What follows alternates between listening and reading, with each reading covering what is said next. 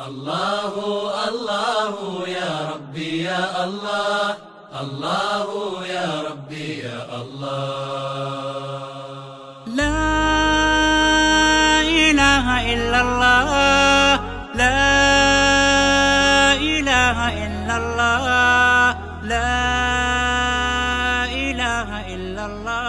الحمد لله محمد الحمد لله وكفى وسلام على عباده الذين اصطفى. أما بعد فأعوذ بالله من الشيطان الرجيم. بسم الله الرحمن الرحيم. يا أيها الذين آمنوا اجتنبوا كثيرا من الظن إن بعض الظن إثم. وقال النبي صلى الله تعالى عليه وسلم إياكم والظن فإن الظن أكذب الحديث. صدق الله العلي العظيم وصدق رسوله النبي الكريم ونحن على ذلك من الشاهدين والشاكرين والحمد لله رب العالمين.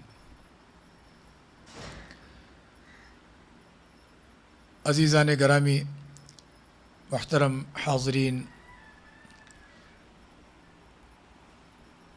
آج ہماری یہ نشست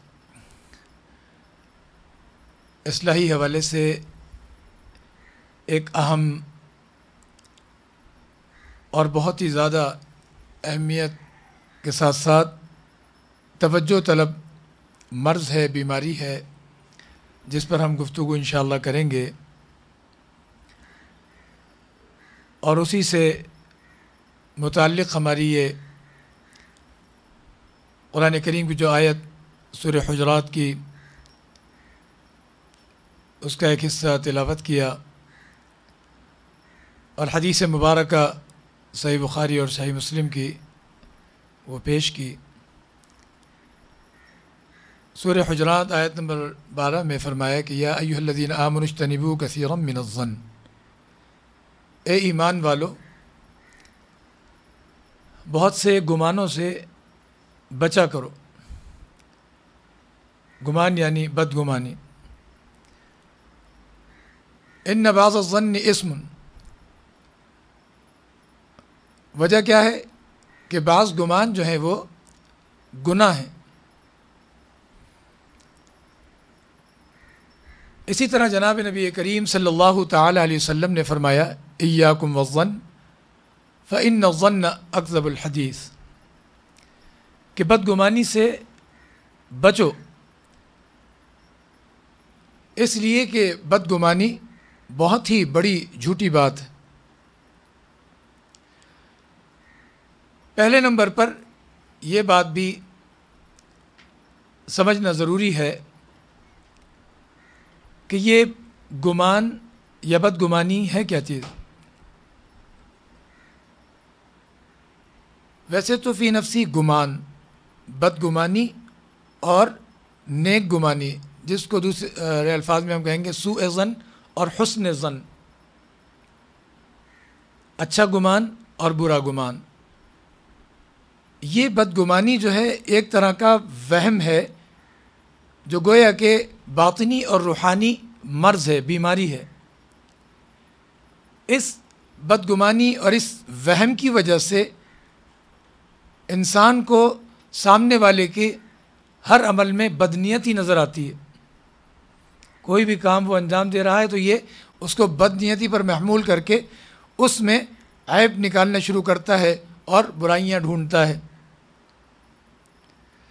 جس سے خواہ مخواہ کی جو ہے مزید اور برائیاں جنم لیتی ہیں، اور یہ سلسلہ بدگمانی کا بہت بڑے فساد کا سبب بن جاتا ہے۔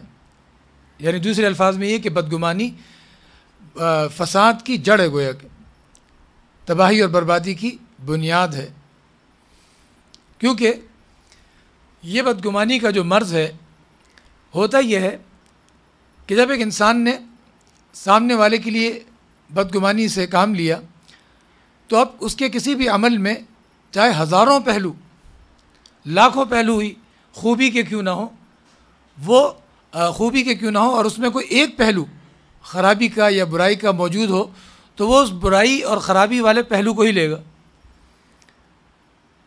اور اس کو لے کر پھر وہ نہ جانے اس سے کیا کیا باتیں نکال کے اور بنا کے اسی سے معاملات کو آگے بڑھاتا ہے. دوسروں سے بھی اگر بات کرے گا تو برائی سے یاد کرے گا، جس کو غیبت کہتے ہیں. پھر اس سلسلے میں وہ تگ و دو بھی اس کی ساری یہی ہوتی ہے، ایک تجسس کی کیفیت، لوگوں کی جو ہے چھان بین میں لگا رہتا ہے اور ٹٹولنے میں لگا رہتا ہے کہ کوئی برائی اور کوئی عیب ملے اور پھر یہ اس کو اچھالے. فی نفسی خود جناب نبی کریم صلی اللہ تعالیٰ علیہ وسلم آپ نے نیک گمان اور اچھے گمان کے لیے بڑی تاکید فرمائی، بہت زیادہ زور دیا، اہمیت بیان فرمائی اور بدگمانی سے بچنے کی تاکید فرمائی. جناب نبی کریم صلی اللہ تعالیٰ علیہ وسلم آپ ایک بار طواف فرما رہے تھے. ہم تھوڑی سی یہ بنیادی باتیں کر لیں تو پھر انشاءاللہ جب آگے بڑھیں گے تو اسی کی روشنی میں انشاءاللہ پھر اصلاحی پہلو بھی ڈھونڈیں گے اور ساتھ ساتھ خرابیاں کس طریقے سے جنم لیتی ہیں اس پر بھی انشاءاللہ گفتگو کریں گے. تو آپ طواف فرما رہے ہیں اور طواف کے دوران آپ نے بیت اللہ شریف پر نظر ڈالی، بیت اللہ شریف کو گویا کہ مخاطب کیا اور فرمایا کہ تو بڑا ہی پاک گھر ہے، بہت ہی پاکیزہ گھر ہے، خوشبوؤں والا گھر ہے، معطر، اور تیری حرمت، عزت، عظمت اور نرالی ہے اور بہت بڑی ہے. اور ساتھ میں فرمایا کہ ایک مومن مسلمان جو ہے اس کی عزت، عظمت، اس کی مال جان، اس کی حرمت اور گمان سے متعلق فرمایا کہ یہ تجھ سے بھی کہیں زیادہ جو ہے بڑھ کر ہے.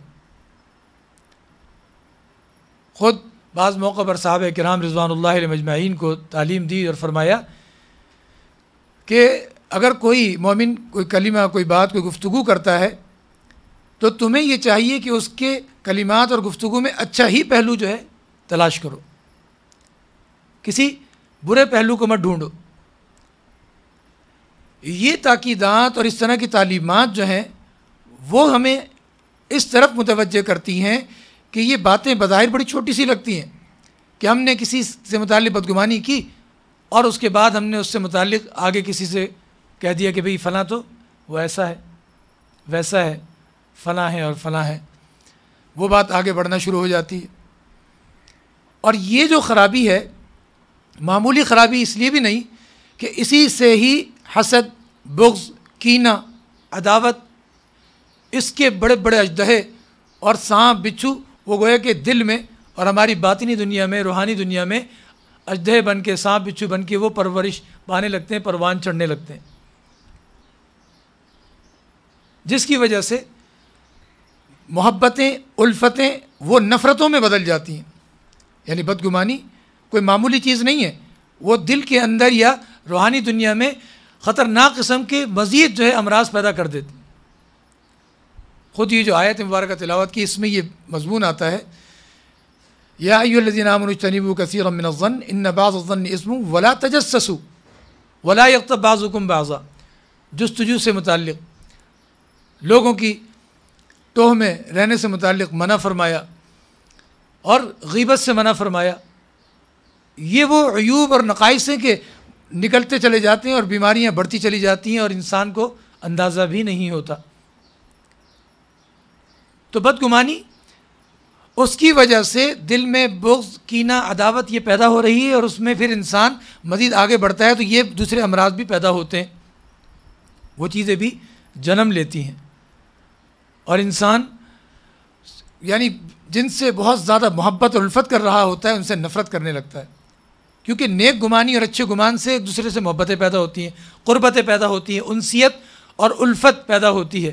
اور اس کے برعکس بدگمانی وہ لوگوں میں نفرت، دوریاں، فاصلے اور عداوتیں پیدا کرتی ہیں. اور آج معاشرہ جو ہے ہمارا انہی بیماریوں کی وجہ سے، انہی خرابیوں کی وجہ سے آپ دیکھ لیں کہ کہاں سے کہاں پہنچا ہوا ہے. ہر طبقے میں آپ دیکھیے کہ گھر کے افراد ہیں ان میں بدگمانی، عورتوں کے درمیان، ساس بہو کے درمیان، میاں بیوی کے درمیان، بھائیوں بہنوں کے درمیان، پڑوسیوں کے مابین، اسی طریقے سے معاشرے میں جو آگے بڑھتے چلے جائیں ہر طرف یہ چیز نظر آئے گی، یہاں تک کہ مذہبی طبقے میں بھی بہت سے لوگ ایسے کہ وہ بھی آپس میں بدگمان، اور اس کی وجہ سے جناب وہ یہ نہیں دیکھ رہے ہوتے کہ ہماری وجہ سے مذہب کو یا ہمارے منصب کو کتنا نقصان پہنچ رہا ہے. وہاں پر بھی یہ بدگمانیاں ایک طرح سے دیمک کی طرح سے پوری کی پوری جو ہے اچھائی کو اور یوں سمجھ لیں کہ آباد کاری کو تباہ و برباد کر رہی ہوتی ہے، اس کا احساس بھی نہیں ہوتا. اور یہی بدگمانی آج جو ہے ہم معاشرے میں سربراہی سطح پہ دیکھیں تو وہاں بھی آپ کو ہی ملے گی. اقتصادی میدان میں، معاشی میدان میں، سیاسی میدان میں، ہر سطح پر یہ بدگمانی جو بنیاد بنی ہوئی ہے کہ انسان بدگمان ہوا اور اس کے بعد وہ اگلے کے لیے بس اس کے منہ میں جو بات آ رہی ہے اور وہ اپنے غیظ و غضب کی تشفی کے لیے جو اس کو سمجھ میں آ رہا ہے وہ بات اس کے متعلق وہ کہہ رہا ہے. کہیں اس کو تنقید کا نام دیتا ہے، کہیں اس کو اپنی حق گوئی کا نام دیتا ہے، کہیں وہ اپنے بے باک ہو کر جو ہے میں کسی سے ڈرنے والا نہیں اس چیز کا عنوان قائم کر کے ایسی گفتگو کر رہا ہوتا ہے. لیکن اسے یہ نہیں معلوم ہوتا کہ اس کی اس جرت اور اس کی اس بہادری سے معاشرہ وہ کتنا نقصان اٹھا رہا ہے. کیونکہ ہم تو مسلمان ہیں، مومن مسلمان ہونے کے ناطے اس چیز میں جہاں سے خرابی شروع ہوتی ہے وہیں سے جناب رسول اللہ صلی اللہ تعالی وسلم نے فرمایا کہ خرابی کو وہیں بند کر دو. خود جناب نبی کریم صلی اللہ تعالی وسلم کا واقعہ ہے. رمضان المبارک کے اعتکاف کے غالباً دن تھے. آپ کی ازواج مطہرات میں سے کوئی زوجہ محترمہ آپ سے ملاقات کے لیے تشریف لائیں کہیں. وہ واپس جا رہی تھی تو آپ صلی اللہ علیہ وسلم انہیں پہنچانے کے لیے باہر تک آ رہے تھے کہ اتنے میں 2 انصاری صحابی آ گئے.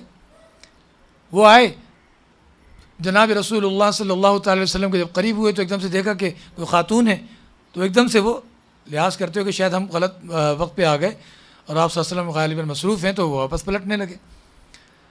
تو جناب نبی کریم صلی اللہ تعالی وسلم نے جب ان کو پلٹتے ہوئے دیکھا، آواز دے کے بلایا اور وضاحت فرمائی کہ یہ میری فلاں فلاں زوجہ ہیں، نام لے کے بتایا. تو وہ صحابہ کہنے لگے یا رسول اللہ اس کے تو بتانے کی ضرورت اور حاجت ہی نہیں ہے. آپ صلی اللہ علیہ وسلم کی ہستی اگر کوئی اور ہوتا تو شاید ہم بدگمان ہو جاتے، لیکن آپ سے متعلق تو ہم وسوسہ بھی نہیں لا سکتے. حضور علیہ السلام نے فرمایا کہ بات یہ نہیں ہے، بات یہ کہ کوئی بھی ایسا موقع اگر ہے کہ جہاں پر کوئی شخص بدگمان ہو سکتا ہے، اس بدگمانی کے اس موقع کو بھی چھوڑنا نہیں ہے. وہاں پر وضاحت سے وہیں پر ہی معاملے کو بند کر دیا جائے، ختم کر دیا جائے. اور فرمایا کہ شیطان جو ہے چونکہ وہ سب کے ساتھ لگا ہوا ہے، انسان کی رگ و پے میں وہ خون کی طرح دوڑتا ہے، اس لیے آپ نے فرمایا کہ میں نے وضاحت کر دی. خود جناب نبی کریم صلی اللہ تعالی علیہ وسلم کی ہستی اور آپ کے صحابہ، پیارے پاک صحابہ جو تربیت یافتہ ہیں، وہاں یہ واقعہ پیش آ رہا ہے جبکہ کوئی ایسی بات سامنے نہیں آئی، لیکن آپ صلی اللہ علیہ وسلم نے امت کو بتا دیا کہ ایسے موقع پر کہیں اگر بدگمانی کی کیفیت بظاہر نظر آ رہی ہے تو وہاں پر بھی معاملہ ایسا نہ چھوڑا جائے بلکہ پوری وضاحت کر دی جائے. اس سے یہ بات پتہ چلی کہ بدگمانی کا جو معاملہ ہے اور بدگمانی کی جو یہ کیفیت ہے اور صفت ہے، یہ کوئی معمولی صفت نہیں ہے، انتہائی خطرناک رذیلہ ہے، انتہائی خطرناک روحانی اور باطنی اور قلبی عارضہ اور بیماری ہے. کیونکہ دل کی بیماری اگر مادی اعتبار سے ہے تو ہم اس کے لیے دوا دارو کر لیں گے، آپریشن ہو جائے گا، علاج معالجے ہو جائیں گے. لیکن اس بیماری کو تو بڑے بڑے مشائخ اور بڑے بڑے حضرات ہی سمجھتے ہیں اور وہی اس کا علاج کرتے ہیں اور کر سکتے ہیں. آدمی خود تو نہیں سمجھ پاتا، وہ تو اپنے حساب سے جو اس کے من میں آئی یا جس سے وہ ناراض ہوا اس چیز پر وہ چل کھڑا ہوتا ہے. تو اتنی خطرناک چیز ہے. اور پھر بدگمانی اور نیک گمانی یا سوء ظن یا حسن ظن دونوں میں بہت بڑا ایک فرق بھی ہے. بدگمانی والی جب آپ بات کریں گے، کوئی اگر ممبر سے کرے، مسند رسول سے کرے، یا کہیں 2 افراد ہیں آپس میں ایک دوسرے سے بات چیت اس بارے میں کریں، یا کہیں اور مجمع سے انسان گفتگو کرے بدگمانی والی بات، اس سے ہمیشہ نفرتیں ہی جنم لیں گی، عداوتیں ہی جنم لیں گی، دوریاں جنم لیں گی. جب آپ نے کسی کے بارے میں بتایا بھائی فلاں تو ایسا ہے بدگمانی کے طور پہ، دوسروں کو آپ نے بدگمان کرنا چاہو اس سے متعلق، تو لوگوں کے دل میں کچھ نہ کچھ بات آ ہی جائے گی، بدگمان ہو جائے گا. اور وہیں سے کیا ہے، ان سے فاصلہ پیدا ہو گیا، دوری ہو گئی. اور اگر وہ کوئی ایسی شخصیات ہیں کہ جن کا ایک نام اور ایک مقام اور جن کی کوئی خدمات ہیں، ان سے اگر آپ نے کسی کو بدگمان کر دیا اور فاصلے پیدا کر دیے تو آپ کوئی چھوٹا موٹا جرم نہیں کر رہے، بلکہ بہت بڑا جرم کر رہے ہیں، ایسا جرم کر رہے ہیں کہ ہو سکتا ہے کہ اللہ تعالیٰ کی بارگاہ سے اس کی معافی بھی نہ ملے، کیونکہ اس کا تعلق پھیل گیا اور دوسرے سے متعلق جا رہا ہے۔ اتنا خطرناک جو ہے یہ جرم اور اتنا خطرناک یہ سلسلہ ہے بدگمانی کے حوالے سے۔ اب نیک گمانی، آپ نے کسی کے بارے میں اچھی بات رکھی، اچھی بات پھیلائی، اس کے بارے میں خاص طور پہ جیسے صحابہ کرام رضوان اللہ علیہ مجمعین، انبیاء کرام علیہ السلام کی تعلیمات کی روشنی میں ہم نے لوگوں میں دین کی بات چلائی اور اس میں اچھائیاں ہی اچھائیاں اور اچھے سے اچھی بات ہم آگے پیش کر رہے ہیں، اکابرین سے متعلق اچھی بات پیش کر رہے ہیں، لوگوں کو اچھے گمان دے رہے ہیں، ان کے بارے میں اچھے گمان ڈال رہے ہیں، دینداروں سے متعلق جو عصر حاضر میں اکابر ہیں، بڑے ہیں، ان سے متعلق اچھی باتیں ڈال رہے ہیں۔ اب آپ یہ نیک گمانی اور اچھا گمان ڈالنے کے ساتھ ساتھ کیا کام کر رہے ہیں کہ لوگوں کو دوریاں ختم کر کے قریب لا رہے ہیں، اور ان کے یعنی نیک لوگوں کے درمیان اور ان کے درمیان ایک تعلق اور رشتہ بڑھا رہے ہیں، محبت بڑھا رہے ہیں، الفت بڑھا رہے ہیں، اور ایک راستہ ہموار کر رہے ہیں۔ یہ چیز آپ کے لیے نیکیوں میں چلی جائے گی۔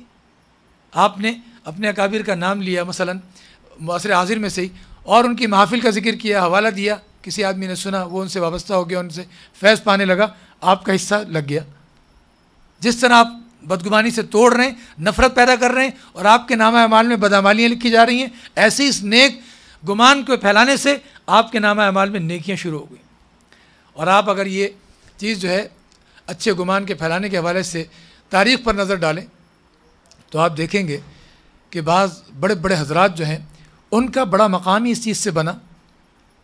ابھی آج کل جیسے اپنے بزرگوں میں سے ہندوستان کے بر صغیر کے جیسے خواجہ معین الدین چشتی اجمیری رحمۃ اللہ علیہ اور بڑے بڑے حضرات گزرے، کیا وجہ ہے کہ بڑی دنیا نے ان سے فیض پایا، غیر مسلم بے شمار اسلام میں داخل ہو گئے۔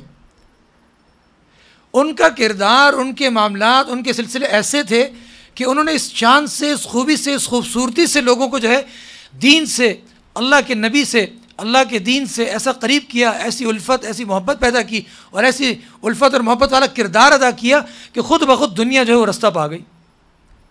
کتابوں میں لکھا ہے، روایتوں میں، کہ خواجہ معین الدین چشتی اجمیری رحمۃ اللہ علیہ، بڑی تاریخ ہے ان کی عظیم الشان، 6 صدی ہجری میں پیدا ہوئے اور 7ویں میں وفات پائی ہے۔ آتا ہے کہ 90 لاکھ ہندو مسلمان ہو گئے۔ جب غیر مسلم یہ سارے کے سارے جو تھے بر صغیر پر، ہندوؤں کی سلطنت جو تھی وہ کبھی یک بیک نہیں رہی ہے۔ بر صغیر پر بیک وقت صرف مسلمانوں نے سلطنت کی ہے، اور بڑی عظیم الشان کی سلطنت۔ جب مسلمان یہاں آئے ہیں تو ان کا سیاسی کردار تو سامنے آیا، تعارف بھی آیا، لیکن مذہبی حوالے سے جو خدمات ہوئیں تو اسی طرح کے اکابر اور بزرگوں نے اور صوفیاء کرام نے بڑی خدمات انجام دی کہ ایک بڑے جہان کو اپنے دور میں بھی اور بعد کے آنے والی دنیا کو بھی جو ہے نا رستہ دکھاتے چلے جا رہے ہیں۔ آج بھی وہ لوگ زیادہ دین کو فائدہ پہنچا رہے ہیں، عوام میں بھی، خواص میں بھی، کہ جو لوگوں میں محبت کو اجاگر کر رہے ہیں، الفت کو اجاگر کر رہے ہیں، قریب لانے والی باتیں کر رہے ہیں، لوگوں کو بدگمانی کے ذریعے سے دور نہیں کر رہے، تنقید اور اس طرح کی چیزوں دور نہیں کر رہے، بلکہ قریب لا رہے ہیں۔ کیوں کہ حالات ایسے بن گئے کہ لوگ جو ہے وہ چھوٹی چھوٹی باتوں سے متنفر ہو جاتے ہیں۔ قابل سے قابل آدمی بھی ہوں گے، لوگ ہوں گے، تو وہ چھوٹی چھوٹی باتوں سے متنفر ہو جاتے ہیں، اور کوئی نہیں کہے گا تو خود ذرا سی کسی کی کوئی گفتگو میں ایسی بات سنی، بدگمان ہو گئے اور اس سے جو ہے رخ پھیر لیا۔ ہوتا ہے دنیا۔ لیکن اگر انسان جو ہے نیک گمانی پر چلتا رہے اور سلسلے کو آگے بڑھاتا رہے، خود انفرادی حیثیت میں اور رضاکارانہ حیثیت میں خود بھی، اور اگر کوئی بڑی اس پر مسند سے کام کر رہا ہے وہ بھی اس طرح کام کرے، تو پھر وہ فیضان بہت دور تک جاتا ہے۔ ابھی قریب کے دور میں ہمارے کتنے حضرات ایسے اور ابھی موجود بھی ہیں کہ جن سے صرف اپنے ہی مکتب فکر کے لوگ فائدہ نہیں پاتے تھے، اٹھاتے تھے، بلکہ دنیا فائدہ اٹھاتی تھی۔ اگر ہم مثال لیں حضرت مولانا الیاس صاحب رحمہ اللہ کی، آپ دیکھیے بے لوث طریقے سے، خود غرضیوں سے بالا تر ہو کر، دین کے کام کو بحیثیت دین کا کام سمجھ کر اور دین کا درد دل میں رکھ کر دنیا کو پیغام دین دیا اور پیغام محبت دیا، پیغام پیار دیا۔ کیا وجہ ہے؟ اگر کوئی اس انداز سے کام کرے تو کون سی ایسی رکاوٹ ہے کہ کام نہ بڑھے؟ آپ نے اس انداز سے کام کو جب شروع کیا تو کوئی بڑے لمبے چوڑے پیمانے پر پہلے انتظامات نہیں کیے تھے، کوئی منصوبہ بندی نہیں تھی، اللہ پر نظر، اخلاص کامل اخلاص۔ اللہ تعالیٰ کے لیے کوئی کام جب انسان کرتا ہے اور جب اسے یہ پتہ ہے کہ مجھے یہ کام دین کے لیے اللہ کو راضی کرنے کے لیے کرنا ہے اور اللہ کے حبیب صلی اللہ علیہ وسلم سے لوگوں کو قریب لانا ہے، دین کے قریب لانا ہے اور ملانا ہے، تو پھر انسان ہر چیز سے بالاتر ضرور ہو جائے گا، خود غرضی سے بالاتر ہو جائے گا، تعصبات سے بالاتر ہو جائے گا۔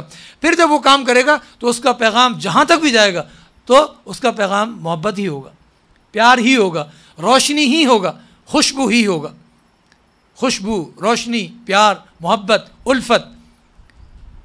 تو جس چیز کو ہم نے معمولی سمجھ لیا ہے، بدگمانی، یہ کوئی معمولی چیز نہیں ہے۔ نیک گمانی اور اچھا گمان، اسی پر عمل ہونا چاہیے۔ تو میں یہ عرض کر رہا تھا کہ حضرت مولانا الیاس صاحب رحمۃ اللہ علیہ کی مثال ہے کہ چھوٹے سے پیمانے پہ وہ کام شروع کیا ہے، اللہ تعالیٰ پر نظر ہے، اللہ کے دین کے لیے کام کیا ہے وہ، اور پھر ان کا پورا خاندان اور پھر ان کے رفقاء کار۔ آج پوری دنیا میں اگر میں یہ بات کہہ دوں کہ سب سے بڑی اور سب سے عظیم جماعت اور سب سے عظیم خدمات انجام دے رہی ہے، دنیا نے فائدہ اٹھایا اور اٹھا رہی ہے، تو یہ مبالغہ نہیں ہوگا۔ ہر سطح کے لوگوں کو گھر گھر آواز لگا کے اس طریقے سے پیغام پہنچ رہا ہے، معمولی چیز نہیں ہے۔ کیا ہے؟ منفی ساری چیزوں کو ایک طرف کر دیا، ہر قسم کے اس طرح کے معاملات کو ایک طرف کر دیا، جو مقصد سامنے جو رکھا وہ یہی دین کی دعوت، دین کی تبلیغ۔ پوری دنیا نے، ہر شخص نے فائدہ اٹھایا، ہر قسم کے غیر مسلموں نے بھی اور اپنے مسلمانوں میں، ہر شخص فیض پا رہا ہے اور پاتا چلا آ رہا ہے۔ تو یہ قریب کے دور کے لوگ ہیں، اور آج بھی جو اس طرح کے لوگ خدمات انجام دے رہے ہیں، یہ ایک مثال ہے۔ اور بھی بے شمار شخصیات ایسی ہیں، بزرگوں میں، اپنے صوفیہ کرام میں بھی ہیں، علماء میں بھی ہیں، کہ بے لوث انداز سے کام کر رہے ہیں۔ آپ اگر کھنگالتے چلے جائیں تو بہت سارے نام آپ کو ملتے چلے جائیں گے جنہوں نے ایسے انداز سے کام کیے کہ لوگ ان سے قریب آئے، اور ان سے قریب آنے کا مطلب یہ ہوا کہ دین سے قریب ہوئے، محبت پیدا ہوئی، پیار پیدا ہوا، خود بخود تبدیلی آ گئی۔ خود ہمارے جو ہے حضرت مولانا محمد اسلم شیخو پوری صاحب شہید رحمہ اللہ، جس انداز سے وہ خدمات انجام دے کر گئے، یا اسی طریقے سے حضرت والا حضرت مفتی تقی عثمانی صاحب دامت برکاتہم ہیں، حضرت والا حضرت حکیم اختر صاحب دامت برکاتہم ہیں، اور بے شمار نام ایسے ہیں، لیتے چلے جائیں، بڑی لمبی فہرست ہے، کوئی معمولی نہیں ہے۔ یہ وہ لوگ ہیں جنہوں نے بے لوث طریقے سے، بے غرض ہو کر ایسے انداز سے کام انجام دیا ہے کہ جو لوگ دین کے نام سن کر ہی جن کو جو ہے نا نفرت ہو جاتی تھی کھڑی، اور نفرت سے جو ہے نا وہ منہ سے کچھ نہ کچھ کہنا شروع کر دیتے تھے اور بھاگتے تھے، دور کے دور رہتے تھے، مسجد سے، مدرسوں سے، مذہب سے، مذہبی لوگوں سے نفرت ہوتی تھی، آج وہ خود ماشاءاللہ مذہبی پیشوا بنے ہوئے۔ ابھی تھوڑے عرصے پہلے خود میرے والد گرامی ناصر الامت حضرت والا حضرت مولانا حافظ ابرار الحق صاحب کلیانوی رحمہ اللہ، اس گزشتہ بقرعید 1433 کی، یعنی بقرعید سے 20-21 دن پہلے انتقال فرمایا۔ ان کا بھی طریقہ کار یہ تھا کہ وہ سب سے محبت، پیار، چھوٹے بڑے، بچے بچیاں، مرد بوڑھے جوان عورتیں، سب سے محبت پیار کا معاملہ۔ جس وقت انتقال ہوا ہے، ابھی ہم بھی پوری طرح تصدیق نہیں ہو پائی ہے، ڈاکٹر صاحب دیکھ کر رہے ہیں، لمحہ ہوا ہے، کہیں باہر خبر گئی ہے، آنن فانن ایک جم غفیر گھر پہ جہاں موجود ہوا، دنیا بھی حیران ہو رہی ہے۔ اصل بات یہی ہے کہ ہم اس دین کو یہ سمجھ لیں کہ یہ دین اللہ کا دین ہے، اللہ خالق و مالک ہے۔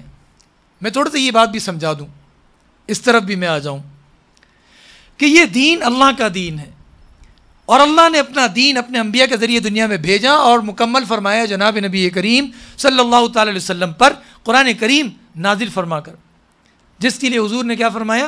خرج منہ، یعنی اللہ تعالیٰ کی ذات میں سے نکل کر آیا۔ اور یہ بات ہم سب جانتے ہیں کہ قرآن کریم کتاب اللہ بھی ہے اور کلام اللہ بھی ہے، دونوں چیزوں میں فرق ہے نا، کتاب اللہ اور کلام اللہ۔ کتاب، میں کوئی کتاب لکھوں تحریر ہوگی وہ میری، کلام نہیں ہوگا۔ ابھی اس وقت میں کلام کر رہا ہوں، یہ کلام تحریر میں بھی آ جائے تو کلام بھی ہے اور وہ خطاب بھی ہے، خطاب بھی ہو گئی اور کتاب بھی ہو گئی، خطاب اور کتاب دونوں۔ اللہ نے کلام فرمایا، کلام بھی ہے اور کتاب بھی ہے، خطاب بھی ہے اور کتاب بھی ہے، کلام اللہ اور کتاب اللہ۔ اللہ پاک کی طرف سے یہ آیا، لازوال شے ہے، لازوال چیز ہے، ساری کائنات مخلوق ہے، انبیاء، اولیاء، صحابہ، آسمان، زمین، عرش، فرش، سب مخلوق ہیں۔ یہ وہ بڑی نعمت ہمارے پاس ہے، ہمارے دامن میں ہے، اللہ نے ہمیں عطا فرمائی ہے، فراوانی سے عطا فرمائی ہے، لمبے چوڑے اخراجات نہیں ہیں، لمبی چوڑی کوئی جو نا لائنیں نہیں لگانی، ہر جگہ ہر گلی ہر کوچے میں اللہ تعالیٰ نے انتظامات فرمائے اس کو پہنچانے کے لیے۔ یہ کلام پاک اللہ کی صفت ہے، لازوال کتاب ہے، اللہ کی ذات عرش سے آئی ہے۔ ہم یہاں فرق پر ہے کہ اس کی جتنی قدر کریں گے بلندیوں پر ہی جائیں گے، بلندیوں پر ہی جائیں گے، بلندیوں پر ہی جائیں گے۔ اللہ کا دین ہے، اللہ کا دین اللہ کے پاس سے آیا، پاک صاف ہے۔ یہ جو مادی بیماریاں اور روحانی بیماریاں ہیں، یہ ہماری آپس کی جو سلسلے ہیں تعلقات، اس کو شیطان نے اور نفس نے خراب کیا ہے، اس کو درست کیا جاتا ہے۔ اب ہمارے سینے میں اللہ تعالیٰ نے دل رکھا ہے۔ ان اللہ لا ينظر الى اجسادکم ولا الى صورکم ولکن ينظر الى قلوبکم واعمالکم۔ اللہ تعالیٰ ہمارے جسموں کی طرف، ہماری صورتوں کی طرف نہیں دیکھتے، کیونکہ صورتیں بنائی انہوں نے، جسم ہمارے بنائے انہوں نے، کوئی پہلوان ہے، کوئی کمزور ہے، کوئی اس طرح سے ہے۔ اللہ کی نظر میں قدر و قیمت کس کی ہے؟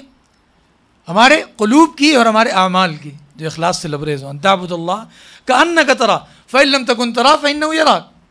جو کام بھی کرو تو اللہ کے لیے کرو، اس انداز اور اس شان سے کرو کام کہ گویا کہ اللہ تعالیٰ تمہیں دیکھ رہے ہیں، اور اللہ تعالیٰ جب دیکھ رہے ہیں تو تم کام کو اسی شان سے انجام بھی دو گے۔ اس وقت میں آپ کے سامنے بیٹھا ہوں، بیان کر رہا ہوں، تو میری عام بے تکلفی کی کیفیت نہیں، بلکہ ایک خاص انداز سے آپ کے سامنے طریقے سے بیٹھ کر، محتاط انداز، کوئی بھی ہے، میں ہوں، کوئی بھی ہوگا، ایک انداز ہوگا اس کا۔ آپ سامنے بیٹھے، میں ادھر، ہم سب ایک طریقے سے بیٹھے قرینے سے۔ جب یہ گمان ہوگا کہ اللہ کو میں دیکھ رہا ہوں، تو اسی شان سے انسان جو ہے نا کام کو انجام دے گا، اور اللہ تعالیٰ تو دیکھ ہی رہے، تو شان اسی حساب سے بنے گی۔ تو یہ دل اللہ نے ہمارے سینے میں رکھا، اس کو مرکز بنایا۔ مکارم اخلاق، اچھے فضائل والے معاملات بھی اس دل سے تعلق رکھتے ہیں، اور رذائل بھی اس دل سے تعلق رکھتے ہیں۔ یہ دل مرکز ہے، پوری کائنات کو اللہ تعالیٰ چلا رہے ہیں، اور ہماری اس عالم اصغر، جس کو فلاسفہ عالم اصغر کہتے ہیں، جسم کو، وہ دل اس کا بادشاہ بنا دیا اللہ تعالیٰ نے اس کو۔ دل بادشاہ ہے نا ہمارے جسم کا۔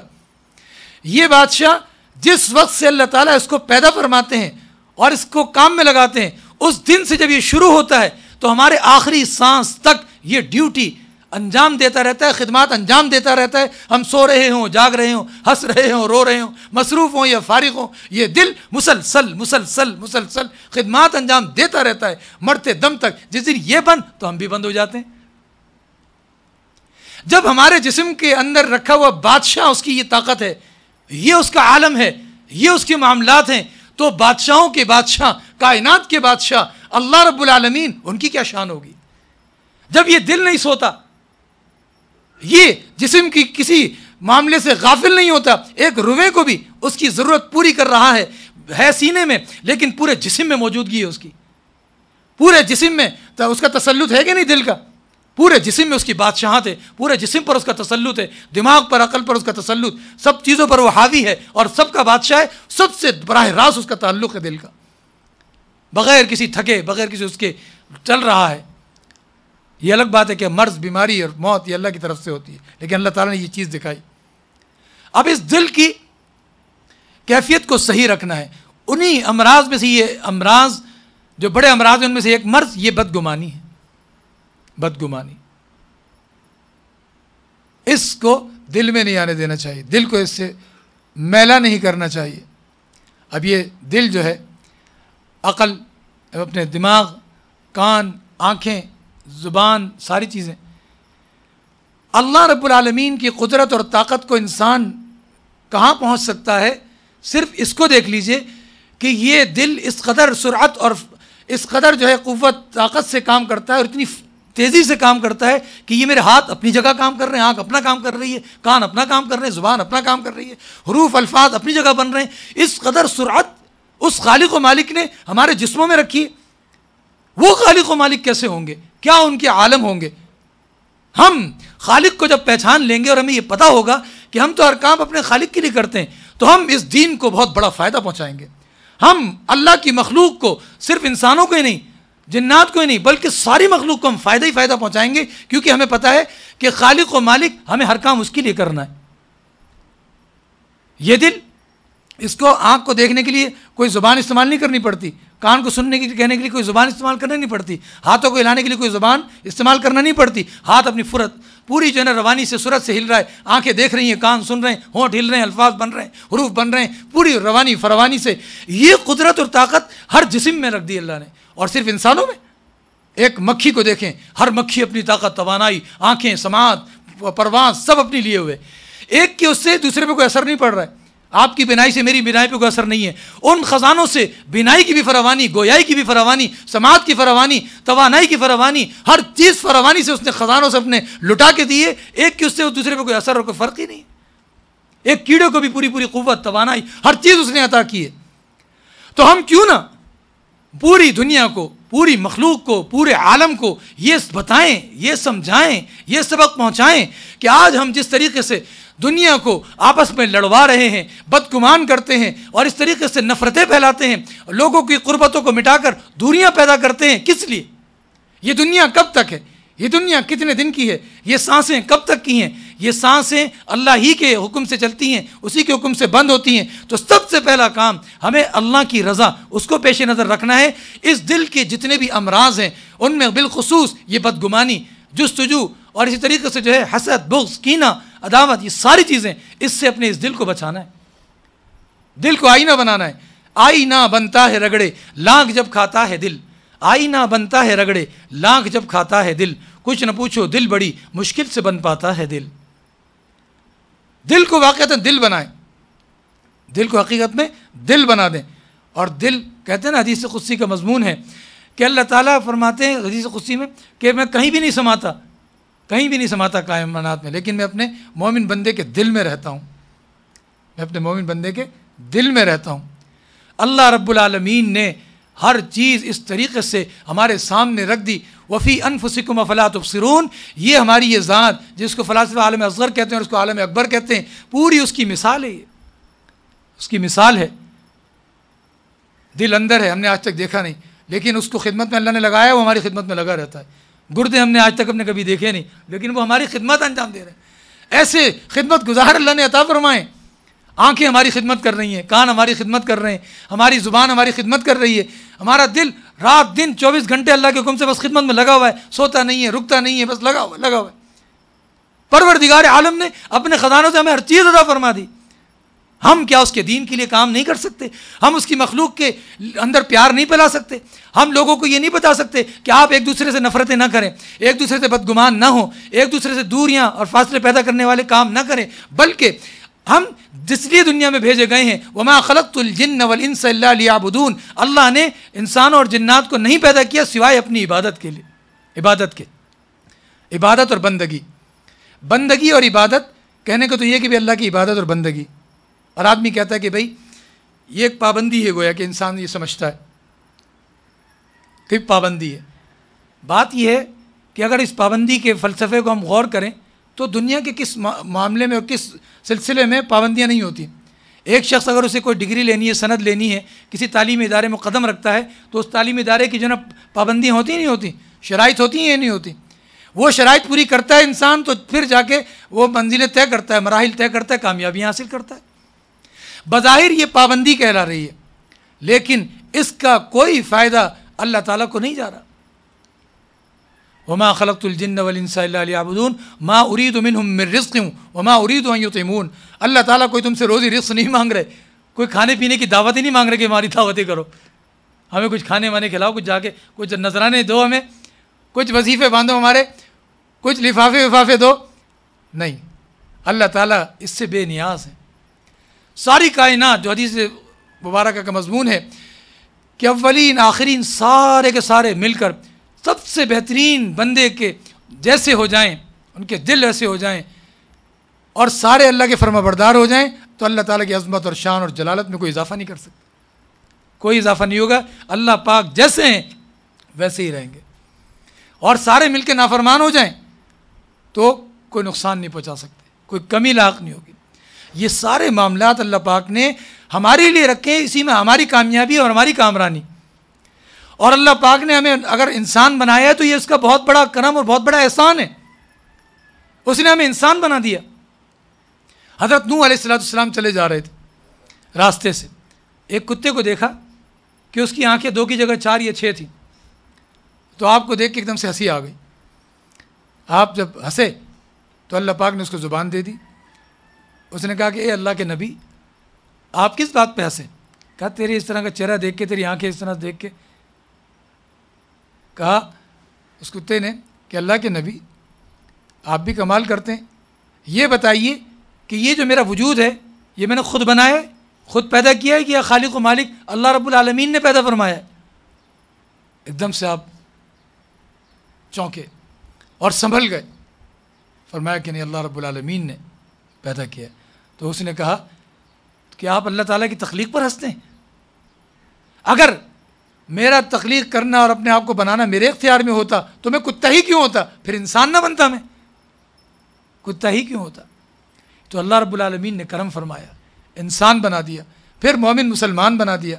اب یہ پیغام سارے عالم تک جا رہا ہے، تو کیوں نہ مسلمان صحیح معنی میں مومن مسلمان بنے اور وہ یہ بات دنیا کو بتائے کہ بھائی یہ کلام پاک جس طرح سے پہلے انبیاء آتے رہے، کتابیں آتی رہیں، تو یہ اللہ کی آخری کتاب کلام پاک قرآن کریم آیا ہے، جناب نبی کریم صلی اللہ علیہ وسلم آئے ہیں، وہ سب کے پیغمبر ہیں. وَمَا أَرْسَلْنَاكَ إِلَّا كَافَّةً لِلنَّاسِ بَشِيرًا وَنَذِيرًا. اور یہ کلام پاک سب کی طرف آیا ہے، نبی پاک سب کے لیے آیا. تو فرمایا قُلْ يَا أَيُّهَا النَّاسُ إِنِّي رَسُولُ اللَّهِ إِلَيْكُمْ جَمِيعًا. جناب نبی کریم صلی اللہ تعالی علیہ وسلم سارے کے سارے عالم کی طرف آئیں. وما ارسلناک الا رحمۃ للعالمین، آپ کا اعزاز، اور آپ نبوت اور رسالت کے اعتبار سے پوری کائنات کے لیے آئے. اول شخصیت سے ہی آپ دیکھیے، حضرت صدیق اکبر سے لے کے حضرت فاروق اعظم، سارے صحابہ کلمہ پڑھ کے اسلام میں آئے، اور اسلام کی یہ دعوت پھر یہ پھیلائی گئی، پوری دنیا تک پہنچائی. یہ بات میں کیوں کہہ رہا ہوں؟ اس لیے کہہ رہا ہوں کہ ہم دین اسلام کی خدمت بھی جب انجام دیں تو اس میں یہ پہلو اور اس انداز کو اختیار نہ کریں جس سے اگلا یہ سمجھے کہ شاید ہماری کوئی کسی کی خاص جاگیر ہے، کسی کی کوئی ذاتی چیز ہے اور کچھ ذاتی مفادات کے تحت یہ سلسلہ ہے. نہیں، بلکہ یہ تو اللہ کا پیغام ہے، اور کائنات کے ہر فرد و بشر تک جو ہے یہ پیغام پہنچنا چاہیے، اور ہر شخص کو یہ پتہ ہونا چاہیے کہ بھائی ہمارا پیدا کرنے والا وہ ایک ہی ہے، وحدہ لا شریک ذات، لا الہ الا اللہ وحدہ لا شریک لہ. وہ ہم سب کے خالق و مالک ہیں، اس کے علاوہ کوئی نہیں ہے. جتنے بھی عقائد باطل آئے ہیں یہ سارے کے سارے شیطانی سلسلے ہیں، من گھڑت ہیں. سب کے سب اسی وحدہ لا شریک رب پر ایمان رکھیں، اور اول مرحلے سے ہی یہ سلسلہ دین کا ایسے ہی شروع ہوا ہے، کسی کی ذاتی جاگیر نہیں ہے.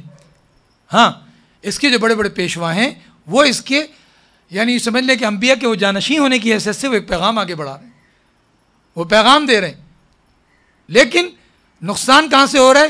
وہی بدگمانی والی بات کہ جو ایسا طبقہ پیدا ہوا یا طبقہ ہے وہ بدگمان کرتا ہے کہ بھائی دیکھو یہ لوگوں نے یہ باتیں بنا لی، مذہبی لوگوں نے فلاں بات. تو بدگمانی والی جو کیفیت ہے یہاں پر بھی وہی کار فرما نظر آتی ہے، اور اس بدگمانی کے پیچھے ان کے اپنے مفادات نظر آتے ہیں، ان کے اپنے رجحان اور ان کی اپنی نظریات سے میل نہیں کھاتی وہ چیز، تو انہوں نے مذہبی طبقے سے بدگمان کرنا شروع کر دیا، یا اپنے انداز میں دین اسلام کی خدمات وہ لے کر چلے. 4 کتابیں پڑھ لیں، انہوں نے کہا کہ بھی ہم جو ہے نا امام انقلاب بنیں گے. بھائی دین کی خدمت تو صحیح چیز ہے، اور لوگ یہ بھی کہتے ہیں وَلَقَدْ يَسَّرْنَا الْقُرْآنَ لِلذِّكْرِ فَهَلْ مِن مُدَّكِرٍ، کہ بھائی قرآن کو سمجھنا اور یہ بہت آسان فرمایا کیا، آسان کیا ہے اور آسان فرمایا ہے سمجھنا ساری چیزیں، لیکن وہ سامنے جو ہے سکھانے والے سے سیکھ کر آسان ہوگا ایسے نہیں ہوگا. وہ صحابہ کرام یا وہ عرب دنیا، وہ عرب لوگ جن میں خود جناب نبی کریم صلی اللہ علیہ وسلم مبعوث کیے گئے، ان لوگوں کو بھی جناب نبی کریم صلی اللہ تعالی علیہ وسلم جب بتاتے اور سکھاتے اور سمجھاتے تھے تو تب بات آگے بڑھتی تھی اور بڑھتی تھی. ورنہ وہ واقعہ یاد ہوگا کہ غالباً حضرت عدی بن حاتم کا ہے، رمضان مبارک کا مہینہ آیا تو اس میں جو قرآن کریم کی آیت ہے حتیٰ یتبین الخیط الابیض من الخیط الاسود من الفجر، کہ سفید دھاگے اور کالے دھاگے کا ذکر ہے کہ جب وہ نمایاں ہو جائیں، جدا ہو جائیں تو روزہ بند کر لیا جائے. اب انہوں نے جب آپ صلی اللہ علیہ وسلم سے ملاقات ہوئی، ذکر آیا، بتایا، کہا کہ یا رسول اللہ میں نے اس طریقے سے روزہ بند کیا، اپنے تکیے کے نیچے 2 دھاگے رکھ لیے تھے، سفید اور کالا، جب وہ نمایاں نظر آنے لگے تو اس کے بعد پھر میں نے روزہ بند کر لیا. تو آپ صلی اللہ علیہ وسلم مسکرائے، کہا تمہارا تکیہ تو بہت بڑا تکیہ ہو گیا کہ اس میں پوری کائنات سما گئی، پورے دن اور رات اس میں سما گئے، تو بہت بڑا ہو گیا وہ. تو وہ کہنے یا رسول اللہ کیا مطلب؟ پھر فرمایا کہ اس سے مراد دن اور رات ہے. وہ فصیح و بلیغ لوگ کہ جن کو اپنی عربیت، فصاحت، بلاغت پر ناز تھا، اور واقعتاً ناز ہونا بھی چاہیے کہ وہ اس کے امام تھے، اور آج بھی دنیا اس مرہون منت، ان کو بھی سکھانے کے لیے جناب رسول اللہ صلی اللہ تعالی وسلم کو مبعوث کیا گیا. انہوں نے بھی جب پورا سیکھ لیا، اس کے بعد حجۃ الوداع میں آپ صلی اللہ علیہ وسلم نے اعلان فرمایا کہ میرا یہ پیغام آگے پہنچا دو، جن تک نہیں پہنچا تم آگے پہنچاؤ. پورا سکھا کے پڑھا کے پھر سند جاری کی. تو بالکل آسان ہے، لیکن سیکھنا پڑے گا. جب چھوٹی چھوٹی اسکول کی کلاسوں میں بھی KG1 یا نرسری میں بھی سکھانے کے لیے باقاعدہ استاد مقرر ہوتے ہیں، مسیں مقرر ہوتی ہیں، تو یہ قرآن پاک ہے، یہ دین اسلام ہے. آسان ہے، مگر سیکھنے کے لیے سیکھنے والوں ہی سے جو ہے رابطے رکھنے ہوں گے، اور انہی سے سیکھنا پڑے گا. ان سے اگر ہم بدگمان ہوں گے اور بدگمان کریں گے تو جائیں گے کہاں؟ شیطان کے راستے پر جائیں گے، بھٹکیں گے. اس کے لیے بھی احادیث میں بے شمار جو ہے ایسی مضامین اور سلسلے آئے ہیں کہ جس میں بتایا گیا ہے کہ ایسے لوگ بھی پیدا ہوں گے. قرب قیامت کی نشانیوں میں باقاعدہ آتا ہے، جن کے شکل و صورت بھی جو ہے نا بڑے بڑے پیشواؤں جیسی ہوگی، مذہبی داڑیاں بھی ہوں گی، سب کچھ ہوں گی، لیکن وہ ملحد ہوں گے، ملحد ہوں گے. تو یہ بھی بڑی نزاکت والا معاملہ ہے کہ آج معاشرے میں اس بدگمانی کے مرض نے ہر سطح پر نقصان پہنچایا ہے. تو یہ مذہبی حوالے سے بھی لوگوں نے جو بدگمان کیا ہے مذہبی طبقات سے یا مذہب کے معاملات سے، اس سے تو دنیا کہیں سے کہیں نکلی چلی جا رہی ہے. تو بہرحال ہمیں سب کو یہ چاہیے کہ ہم اس معاشرے میں جس میں ہم چل رہے ہیں، تو ایک تو صحیح لوگوں، صحیح محافل اور صحیح مجالس اور صحیح طبقات سے رابطہ اور واسطہ ہو، اور پھر ساتھ ساتھ خود بھی صحیح اور درست ہوں، سامنے بھی صحیح اور درست پیغام بڑھائیں اور پہنچائیں، اور وہاں پر محبتیں اور پیاری والے پیغام پہنچائیں، نفرتیں، عداوتیں اور بغض والے پیغام کو نہ پھیلائیں. اور قرآن کریم تو ہے ہی خوشبو اور ہے ہی روشنی. وہ شعر ہے نا کہ امن عالم کے اصولوں پہ جہاں بحث چھڑیں، امن عالم کے اصولوں پہ جہاں بحث چھڑیں، سامنے وحی الہی کا کمال آتا ہے. اور جب بھی دنیا میں قیادت کا سوال آتا ہے، جب بھی دنیا میں قیادت کا سوال آتا ہے، دل میں فوراً ہی محمد کا خیال آتا ہے.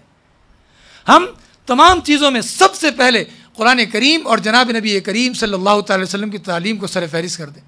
آپ کی سیرت ہر عیب سے پاک ہے. آپ کی تعلیمات، آپ کا انداز، آپ کی ترتیب ہر میدان میں آپ نے سونے، جاگنے، کھانے، پینے، تجارت، زراعت، ہر سطح پر، یہاں تک کہ بیت الخلاء جانے آنے، ہر چیز کے آداب سکھائیں، یہاں تک جوتے پہننے اتارنے، ہر چیز کے آداب سکھائیں. پھر ہر سطح کے سکھائیں. تو وہیں آپ نے جب مدینہ منورہ تشریف لے گئے تو ایک ریاست قائم فرمائی، اور سیاست کے میدان بھی پورا آپ نے سنبھالا. سیاست، خلافت ایسی زبردست، وہ غیروں کے حوالے نہیں کیا، دوسروں کو نہیں، خود تمام چیزوں میں، ہر چیز میں آپ کی سنت موجود ہے. اور یہ سیاست اور یہ سلسلہ بھی خود حضوری کی تعلیمات اور سنت کا حصہ ہے. اس کو سب چیزوں کو اپنی جگہ رکھ کر جب چلیں گے تو معاملات کامیابی کے ہوں گے. کسی بھی پہلو کو چھوڑنا نہیں ہے، ہر پہلو کو لے کر چلنا ہے. جہاں عام زندگی میں جس کا جیسے منصب ہے، شعبہ ہے، اس سنتوں کو اختیار کر رہا ہے، ان شعبوں میں بھی ہر سطح پر سنتوں کا ہی اہتمام. تو تعلیمات اور رستے بنتے چلے جاتے ہیں اور بنتے چلے جائیں گے. تو اس طرح سے، اس انداز سے ہم خوب جو ہے معاشرے میں دینی معاملات کو بہتر سے بہتر، اچھے سے اچھے اور سہل سے انداز میں ہم خود بھی پھیلانے والے بنے. اور ماشاءاللہ ہو رہا ہے. اگر آپ مجھ سے پوچھیں کہ بھئی معاشرے میں آپ اس سے کتنا پر امید ہیں اور کتنا نا امید ہیں، میں تو کہوں گا کہ میں تو نا امید ہوئی ہی نہیں. الحمدللہ میں تو پر امید ہوں. جن لوگوں کے پاس قرآن کریم ہو، جن لوگوں کے پاس جناب نبی کریم صلی اللہ علیہ وسلم کی تعلیمات ہوں، اور پھر ان میں یعنی ہر سطح پر کام ہو رہے ہوں اور بڑے بھرپور طریقے سے کام ہو رہے ہوں، تو کامیابی کیوں نہیں ملے گی؟ ناکامی کیوں ہوگی؟ اور ہم مایوس کیوں ہوں گے؟ پر امید رہیں گے. ہاں یہ ضرور ہے کہ بعض معاملات ابھی ایسے ہیں کہ جن پر محنت کی ضرورت ہے، کام کی ضرورت ہے. تو شاید ان پر اگر محنت اور سلسلہ صحیح معنی میں شروع ہو جائے تو وہ چیزیں بہت آسان ہو جائیں اور کام کامیابی کی طرف تیزی سے بڑھ جائے اور سلسلے آگے بڑھ جائیں. کیونکہ لوگوں کے ذہن جو ہوتے ہیں، نفسیات جو ہوتی ہے، وہ بڑی اہمیت کی حامل ہوتی ہے کہ ایک شخص جو ہے وہ ایسے لوگوں سے متاثر ہوتا ہے جو اس کے نفسانی خواہشات پہ پورے اترتے ہیں. اس کے پہننے اوڑھنے، بال، لباس، پوشاک، وہ ان سے متاثر ہوتا ہے. وہ اسکرین کی دنیا پہ ان لوگوں کو دیکھ دیکھ کے متاثر ہے. لیکن ماشاءاللہ آج کے دور میں اگر ہم دیکھیں تو ہمارے اکابرین میں ایسے ایسے لوگ آ گئے کہ جناب ان سے بھی لوگ ایسے ہی متاثر ہوتے ہیں کہ صرف نام لے دیا جائے کہ بھئی فلاں جگہ وہ فلاں شخصیت آ رہے ہیں تو ایک بڑا جم غفیر ہوتا ہے، انتظامات مشکل ہو جاتے ہیں. ایسی بات نہیں ہے، تو کام بھرپور انداز میں ہو رہے ہیں، لیکن یہ کہ اسی انداز سے ہم سب بھی محنت کریں تو انشاءاللہ کامیابیاں اور کامرانیاں بڑھتی چلی جائیں گی. تو فرمایا کہ یا ایھا الذین آمنوا اجتنبوا کثیرا من الظن ان بعض الظن اسم، یہ ایمان والو بہت سے گمانوں سے بچو کیونکہ بعض گمان جو ہیں وہ بڑے ہی گناہ ہیں. اور حضور نے فرمایا کہ ایاکم والظن، بدگمانی سے بچو، فإن الظن اکذب الحدیث، کہ بعض جو بدگمانیاں جو ہیں وہ بڑی ہی جھوٹی بات. تو بہرحال معاشرہ ہمارا اس حوالے سے بھی بہت زیادہ تباہی اور بربادی کا شکار ہوا، اور اس طریقے سے ہم یوں سمجھ لیں کہ ان چھوٹی چھوٹی باتوں کی وجہ سے معاملات جو ہے نقصان کے کہیں سے کہیں پہنچا کر بھی اپنے حساب سے اپنے آپ کو سمجھتے ہیں کہ ہم بڑے چیمپئن ہیں اور ہم نے بڑے جو ہے نا کام انجام دے دیے، بڑے خدمات انجام دے دی، 2 افراد کو لڑا دیا تو ہم نے بڑی اچھی خدمات انجام دے دی. جبکہ ملانے پر جو ہے نا یہ آیا ہے کہ ملانے اور تعلقات بنانے پہ انسان جھوٹ بول رہا ہے تو وہ جھوٹ بھی جھوٹ نہیں ہے، اور وہ سچ کہ جہاں پہ قتل و قتال مچ جائیں تو اسلام نے ایسے سچ کی بھی اجازت نہیں دی. تو یہ تمام باتیں اسلام کی تعلیمات کے حوالے سے ہمیں غور و خوض کر کے سمجھنے کی ضرورت ہے. تو انشاءاللہ اگر ہم اس نہج سے چلے، اس انداز سے چلے تو اللہ پاک کامیاب و کامران فرمائیں گے. اللہ تعالیٰ ہمیں ہر قسم کی بدگمانیوں سے محفوظ فرمائے، اور اللہ تعالیٰ ہمیں صحیح معنی میں نیک گمان اور نیک گمانی پر چلنے کی توفیق دے. اور کہیں ایسے عیب کی کسی کی بات دیکھیں بھی تو اگر واقعتاً ہم اس سے صحیح معنی میں اس کی اصلاح چاہتے ہوں گے تو ہم اس کو آہستگی سے طریقے سے بات سمجھا کے اس کو راہ راست پر ضرور لائیں گے، یا اپنی کوئی خامی ہماری کوئی بتائے تو ہم اس کو صحیح کرنے کی کوشش کریں گے. اس طرح سے انشاءاللہ ہم زندگی گزاریں تو اللہ تعالیٰ کامیاب بھی فرمائیں گے، کامران بھی فرمائیں گے، اور معاشرے میں ہم اس خدمت میں شامل ہو جائیں گے کہ جس میں لوگ دین کی خدمت انجام دے کے اللہ تعالیٰ کے یہاں سرخرو ہوتے ہیں. کہ ہمارا کہنا سننا جو بھی ہے اللہ تعالیٰ قبول فرمائے، کمی کوتاہی معاف فرمائے. انہی کلمات پہ اکتفا کرتے ہیں. وما علینا الا البلاغ وآخر دعوانا الحمدللہ رب العالمین. اختتام پہ دعا کر لیتے ہیں. الحمدللہ رب العالمین والعاقبۃ للمتقین والصلاة والسلام علی رسول سیدنا محمد وعلی آلہ وصحبہ اجمعین. اللهم انت السلام ومنك السلام وتباركت يا ذا الجلال والاکرام. ربنا آتنا في الدنيا حسنة وفي الآخرة حسنة وقنا عذاب النار. ربنا أتمم لنا نورنا واغفر لنا إنك على كل شيء قدير. لا إله إلا أنت سبحانك إني كنت من الظالمين. یا الہ العالمین، یا رب کریم، ہم سب کے قلوب کو پاک و صاف فرمائیے، ساری امت کے قلوب پاک و صاف فرمائیے، جو ہدایت پر ہیں انہیں استقامت نصیب فرمائیے، ظاہری اور باطنی تمام رذائل سے پاک فرما کر مکارم اخلاق سے مزین فرمائیے، تمام گمراہوں کو یا اللہ ہدایت عطا فرمائیے. پروردگار عالم، ہم سب سے دین کے تمام شعبوں پر خوب یا اللہ کام لے لیجیے، اخلاص کاملہ نصیب فرمائیے، دین کی یا اللہ مقبول خدمات لے لیجیے. یا الہ العالمین اپنا کرم فرمائیے، یا اللہ ہمارے بڑے چھوٹے اور یا اللہ عام و خاص سب پر رحمت کی نظر فرمائیے، کرم کے معاملات فرمائیے، سارے بیماروں کو شفا عطا فرمائیے، پریشان حالوں کی پریشانیاں ختم فرمائیے، ہمارے شہروں میں ملکوں میں اور سارے عالم میں امن و امان قائم فرمائیے، ساری امت کو ایک اور نیک بنائیے، تمام خرافات سے نجات دیجیے، گمراہیت سے بچائیے، الحاد و زندقے سے بچائیے، بدگمانی سے یا اللہ سب کو محفوظ فرمائیے، نیک گمان اور یا اللہ حسن ظن اس کیفیت سے سب کو مالا مال فرمائیے. پروردگار عالم ہمارے سب بڑوں کی چھوٹوں کی جو چلے گئے دنیا سے، ان کی جو موجود ہیں، ان کے قیامت تک آنے والے اولین و آخرین سارے مومنین مومنات مسلمین مسلمات سب کی کامل مغفرت فرما کر سب سے راضی ہو جائیے، سب کو پورا اپنا بنا لیجیے. یا اللہ جہنم سب پر حرام فرمائیے، جنت الفردوس اعلیٰ درجات کے ساتھ سب کو عطا فرمائیے، تمام نعمت جنت کی عطا فرمائیے، سب سے بڑی نعمت اپنا دیدار خوب اور ہمیشہ نصیب فرمائیے. اپنے حبیب صلی اللہ تعالی وسلم کی رفاقت و معیت و شفاعت سے اور حوض کوثر سے پوری طرح سے سب کو بہرہ ور فرمائیے. دنیا دین آخرت سب سنوار دیجیے، دونوں جہانوں کی عافیتیں رحمتیں اور برکتیں عطا فرمائیے. یا الہ العالمین ہماری دعائیں اور التجائیں سب قبول فرمائیے، جو دعائیں مانگ سکے وہ بھی، جو نہیں مانگ سکے مانگنی چاہیے تھیں سب یا اللہ آپ کے دربار میں رکھتے ہیں، حسب حال حسب موقع حسب ضرورت یا اللہ سب کو پوری فرمائیے اور قبول فرمائیے. اللہم ربنا تقبل منا انک انت السمیع العلیم وتب علینا انک انت التواب الرحیم. سبحانک اللہم وبحمدک ونشہد ان لا الہ الا انت نستغفرک ونتوب الیک. سبحان ربک رب العزۃ عما یصفون وسلام علی المرسلین والحمد للہ رب العالمین وصلی اللہ تعالی علی خیر خلقہ سیدنا محمد رسول اللہ. آمین برحمتک یا ارحم لا